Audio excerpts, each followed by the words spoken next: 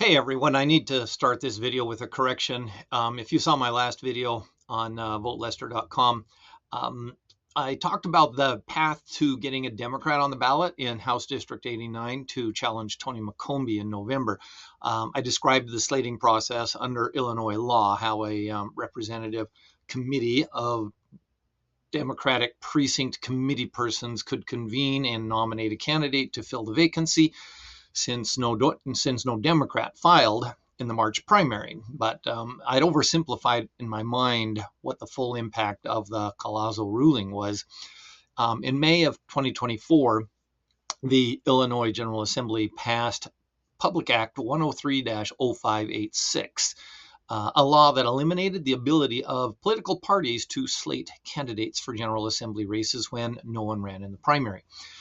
The law was challenged in court by the Liberty Justice Center on behalf of 14 Republican candidates, and a Sangamon County judge blocked it for the 2024 election cycle. The Illinois Supreme Court couldn't reach a majority. Two justices had recused themselves, so they issued what's called a Perlman order, which left the lower court's decision in place. Kind of settled law, but kind of not settled law. So it's still open to a challenge because it was so fuzzy. But here's what I had oversimplified. The ruling was narrow. It applied only to 2024 and only to those 14 plaintiffs. The law itself was never struck down. It's still on the books. And for 2026, it appears to be in full effect. Doesn't mean it's constitutional. It just means that nobody else has challenged it since 2024. So that means the slating pathway that I described, the representative committee convening under Section 7-61, is almost certainly blocked for House District 89. Now, I say almost certainly because I believe there is still a constitutional challenge to be made. I'll get to that, but I owe you the honest version first. The opening is not as clear as I thought it was. So what do? We have three options, in my opinion, and they're not mutually exclusive. In fact, they work best together. Let me give you some context that explains how we got here. Illinois has 17 congressional seats. Democrats hold 14, Republicans hold 3. The map that produced this outcome was drawn by Democrats in Springfield after the 2020 census, with unified control of the General Assembly and the governor's office. So 3 Republican seats held by Mike Bost, Mary Miller, and Darren LaHood, they're not just safe seats, they're fortresses. Bost won by 24 points. Miller won by 22 points. LaHood ran unopposed. No Democrat even filed. But estimate is that it's a plus 12, plus 14% Republican congressional district. At the state level, the same dynamic plays out in districts like House District 89.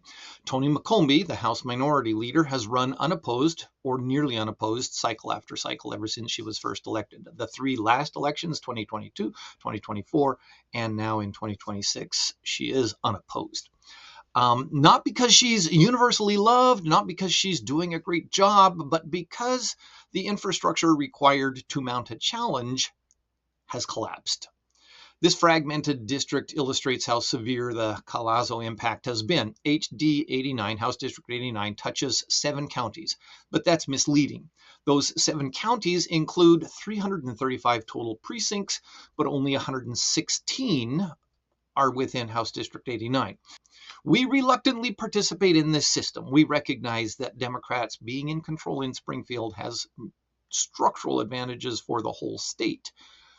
But we also recognize that we feel like there's nothing we can do in these areas that are under Republican control.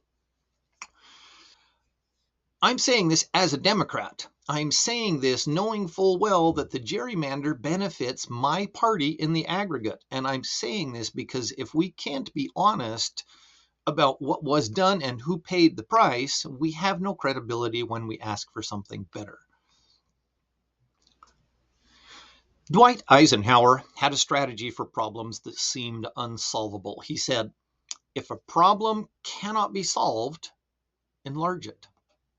He applied this principle to the interstate highway system, a problem so big that no single state, no single agency, no single budget could solve it.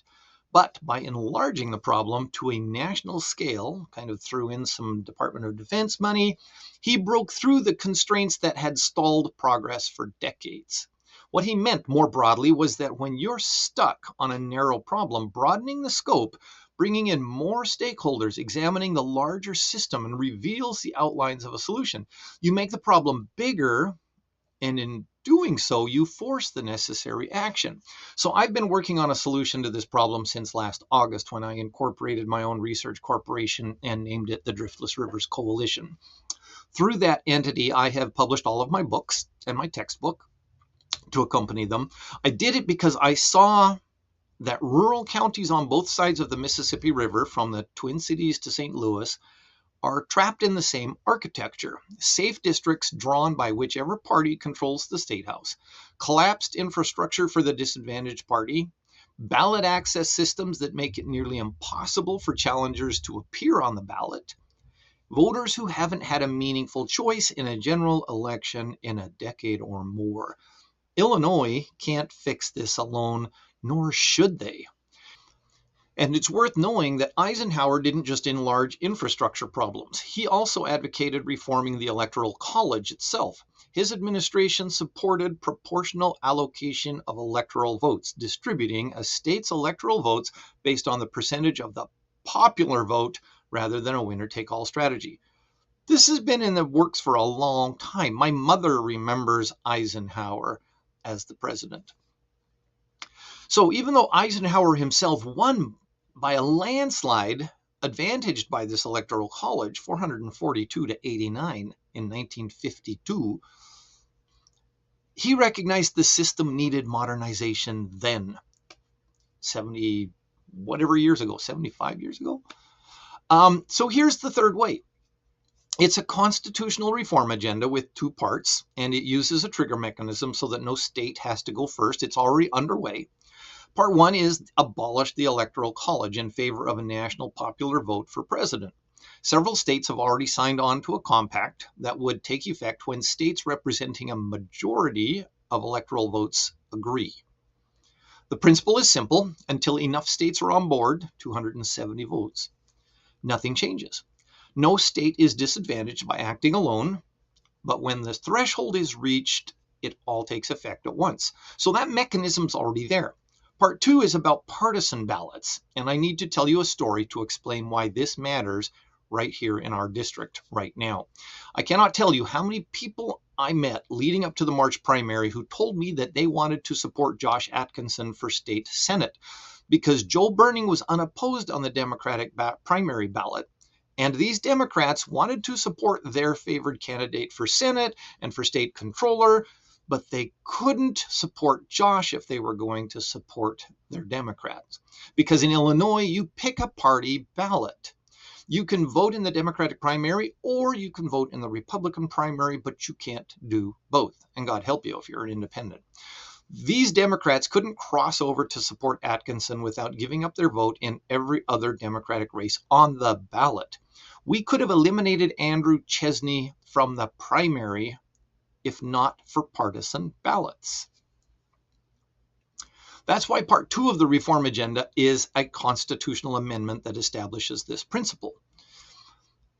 So what I'm thinking of is stating that the process of getting a candidate's name on the ballot cannot favor political parties over unaffiliated candidates, nor can it disfavor or disadvantage the candidate attempting to run independent of having partisan backing. The goal of ballot access law shall be to increase participation in the democratic process. So I'm not prescribing ranked choice voting specifically. It doesn't tell states how to run their elections. What it says is that the system cannot be rigged to make it easier for party-backed candidates and harder for everyone else. Some states might implement ranked choice voting. Others might adopt open primaries or nonpartisan blanket primaries or something entirely new, jungle primaries. The amendment doesn't establish how you do it. The amendment establishes the principle of what the outcomes need to look like. the states figure out the method. One person alone isn't going to come up with the right wording, but let's at least start the conversation. And the Electoral College trigger ensures that no state, once again, will act alone on this kind of a reform. There will be no new law until it has enough support to be ratified. Illinois cannot lead on this if there are not a majority of states on board. This is where our congressional candidates come in. Paul Nolly, who ran unopposed in the Democratic primary, and Eric Sorensen, who just beat out his primary challenger in the 17th district. These candidates need to be campaigning on this. The Electoral College isn't an abstract issue for rural voters. It's the capstone of the architecture that makes our rural votes invisible here in Illinois. An independent candidate can get on the November ballot in House District 89. The filing window is June 15th through June 22nd. Petitions are filed at the State Board of Elections office in Springfield, as you know. But signature circulation begins tomorrow, and it runs through the filing deadline. The requirement is that of the 59,136 ballots cast in this district in the last general election, that's 2,957 signatures.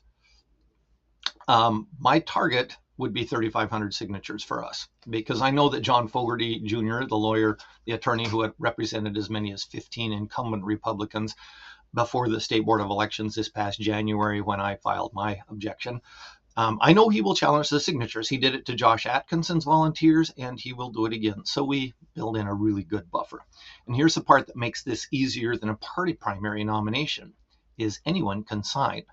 You don't have to be a Democrat. You're not walking up to somebody and saying, hey, are you willing to pull a Democrat ballot in the primary? Are you willing to pull a Republican ballot in the primary? You don't even have to ask them their party affiliation. You can walk up to them, or we can send a postcard out that says, are you frustrated by a lack of representation and a dearth of competition on the ballots in rural Illinois? And if they are, it doesn't matter what party they are, as long as they are in one of the 119 precincts, they can sign these petitions. 30 signatures. That's a poster in a storefront window. That's a stack of postcards in the mail inviting people to come to the library and sign. That's a conversation in a coffee shop. But here's the problem we already know about. Of the 119 precincts inside House District 89, I could only find 26 that have a named Democratic committee person.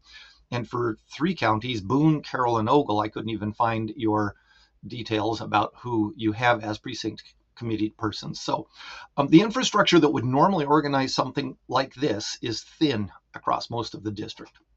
So we need the county central committees to step up with an adopt a precinct approach. A strong volunteer from one of the precincts that does have a committee person will take responsibility for 1 or 2 of the precincts that don't. They put up the posters in the local coffee shops or the general store. They send postcards. They show up at the monthly central committee meetings and report back on what they're finding. And here's what this looks like on the ground. Circulation opens tomorrow and runs through June 22nd. That's a 90-day window. I will take it upon myself to set up the meeting at your public library. I already have their contact information. I've already talked to these librarians last August. So let's order about 500 postcards for each precinct, explaining the purpose of each library signing event, and buy the stamps.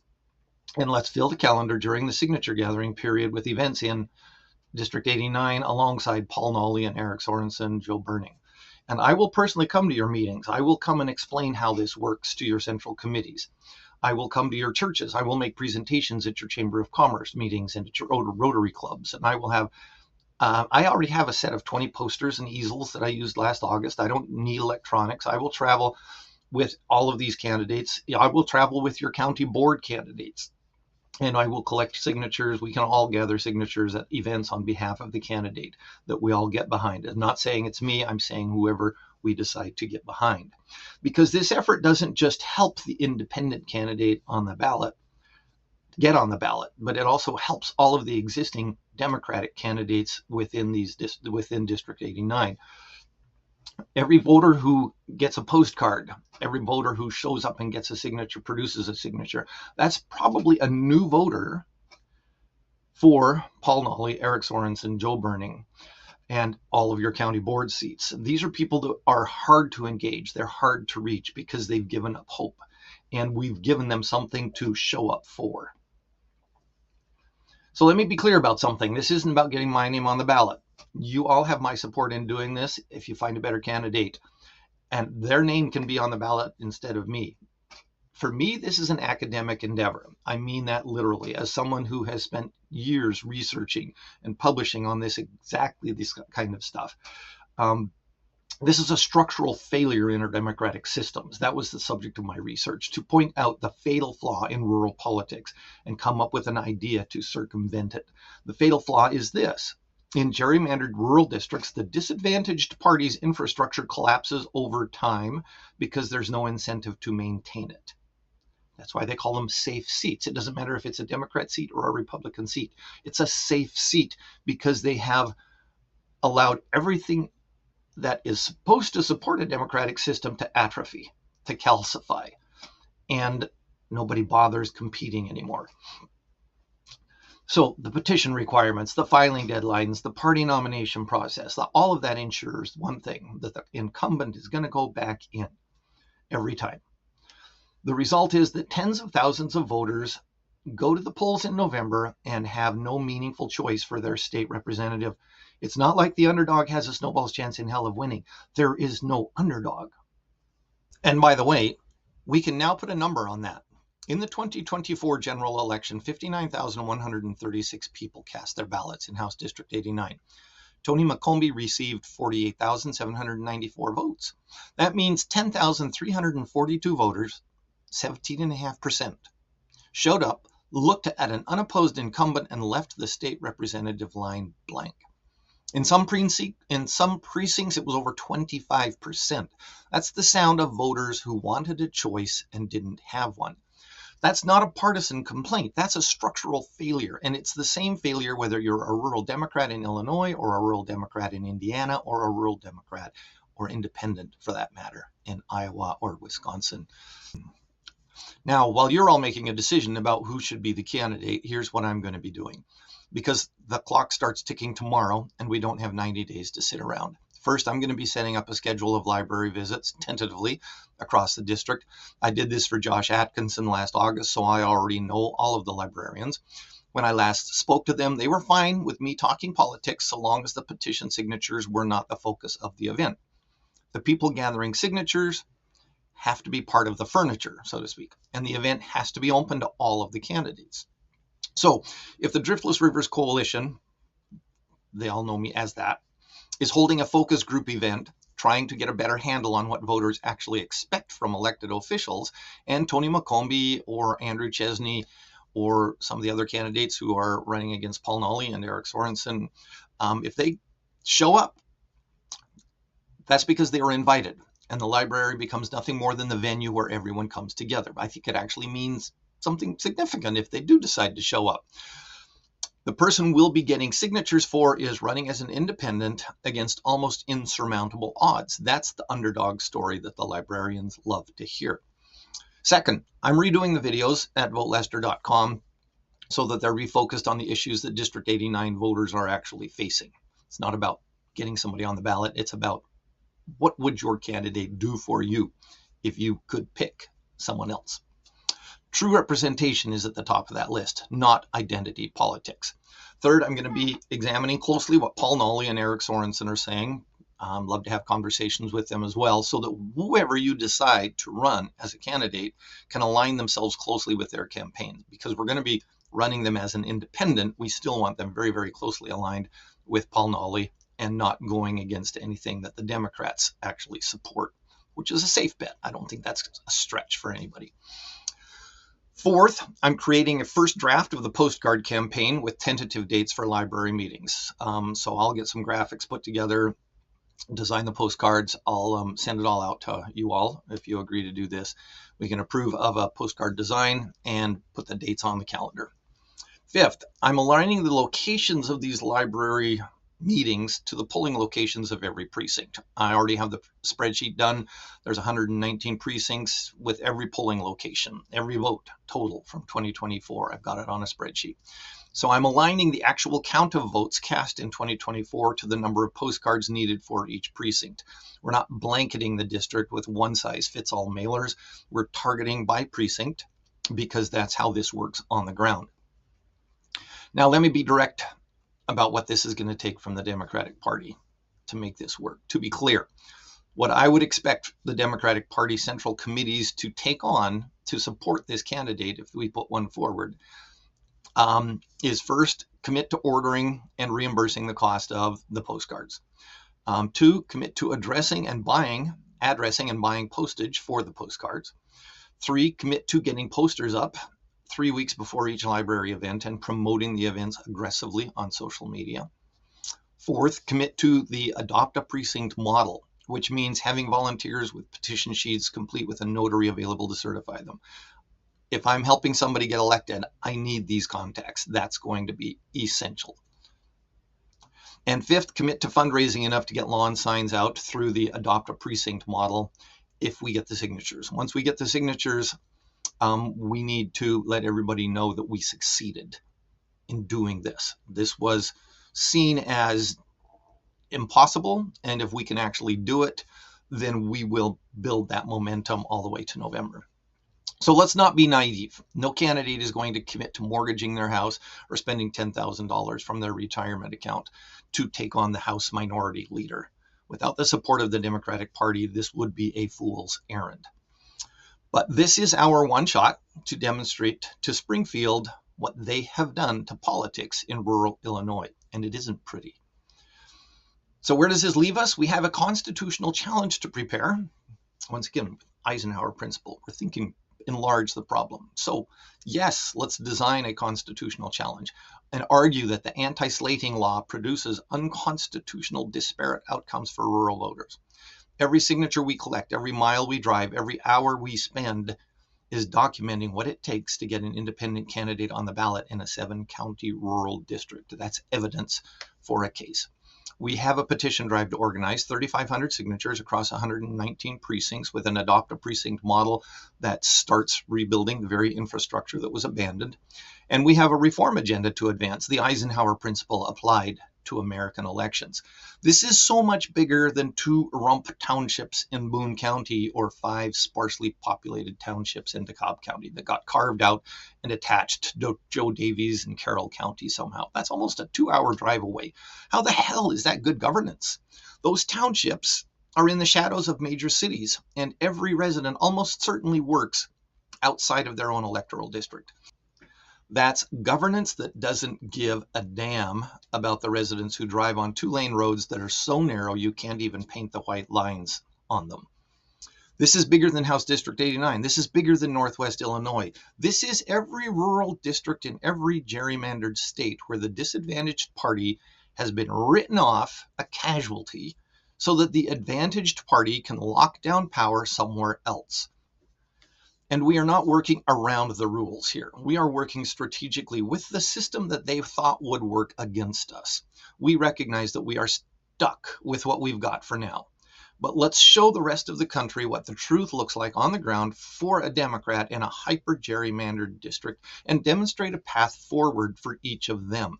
It might take a while, but there is a path to election reform here. And it could very well start with a speech from the second-floor balcony of the DeSoto House Hotel, like it did in 1856, 170 years ago. On July 23rd, Abraham Lincoln gave his disunion speech there. By the way, I am 6'5" and a bit lanky, so I could do a reasonable Abe Lincoln look-alike. And people say my husband looks a lot like Frederick Douglass, so we could also do a Lincoln-Douglas debate in Freeport, but the other Douglas, the one with 2 S's. Just saying. So here's what I need from you. If you're a county chair, we have a case to build. Just when you think the problem is too big, remember what Eisenhower said. We're going to make it bigger. Thank you.